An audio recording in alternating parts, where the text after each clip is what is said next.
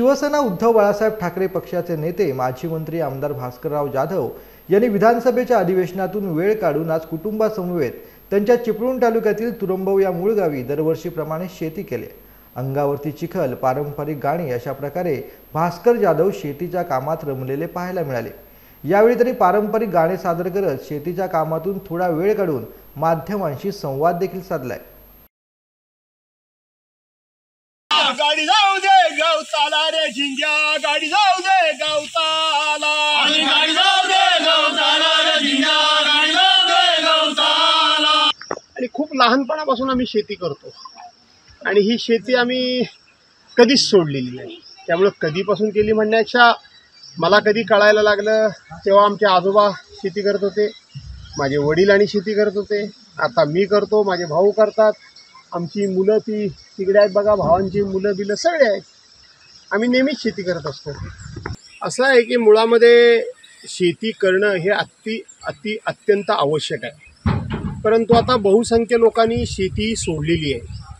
ही अत्यंत चिंतेची बाब आहे।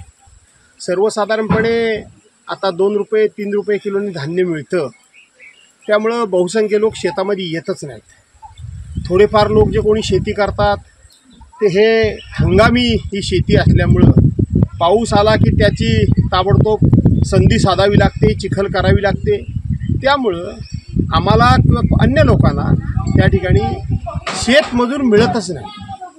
शेतमजूर मिळत नाही याचं कारण मी सांगितलं की लोकांना आता फार काही शेती करावी असं वाटत नाही, परंतु शेती ही केलीच पाहिजे। कोणतरी पिकवतो म्हणून आम्हाला धान्य अल्पदरात असेल, मोफत असेल हे मिळतं, आणि म्हणून कोणतरी पिकवतो म्हणजे आम्ही देखील ते धान्य पिकवलं पाहिजे, आम्ही देखील ते कमी दरात घेतलं तरी हरकत नाही।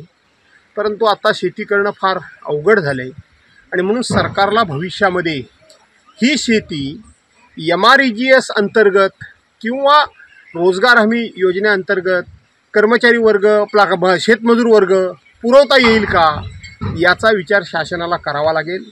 त्याचबरोबर या शेतीला औद्योगिकरणाचा दर्जा देता येईल का याचा सुद्धा विचार शासनाला करावा लागेल, तरच ही शेती टिकून राहील। त्यापेक्षा जवळजवळ लोकांनी आता शेती सोडलेली आहे, ही खूप गंभीर गोष्ट आहे। राजकारणापर्यंतचा तुमचा प्रवास आणि तुमची जास्त आवड आहे ती शेतीसाठी आहे, काय सांगाल? राजकारण ही माझी जनतेची सेवा आहे आणि शेती हे माझं पोट आहे, माझ्या कुटुंबाचं पोट आहे। शेती जर आम्ही केली नाही, शेती जर आम्ही शेत पिकवलं नाही तर आम्ही जेवणार काय, आमचं कुटुंब जेवणार काय? आणि म्हणून राजकारण ही समाजसेवा आहे, जनतेची सेवा आहे, परंतु शेती हे माझं पोट आहे, माझं जेवण आहे। म्हणून राजकारण करता करता शेती देखील केली पाहिजे आणि ते कर्तव्य मी पार पाडतो। आणि अत्याधुनिक तंत्रज्ञानाचा वापर करून त्या ठिकाणी संकरित जातीची बियाणं वापरून अधिकाधिक उत्पन्न कसं निघू शकतं हे मी तरुणांच्या समोर आदर्श आणि विचार ठेवण्याचा प्रयत्न करत असतो। कुठेतरी सरकारी पक्ष हा जाणीवपूर्वक विरोधकांना वेठीस धरत असेल, त्यांच्यावर कुठल्या ना कुठल्या तरी राजकीय हेतूपायी सूर उगवत असेल की ते आक्रमक झालंच पाहिजे।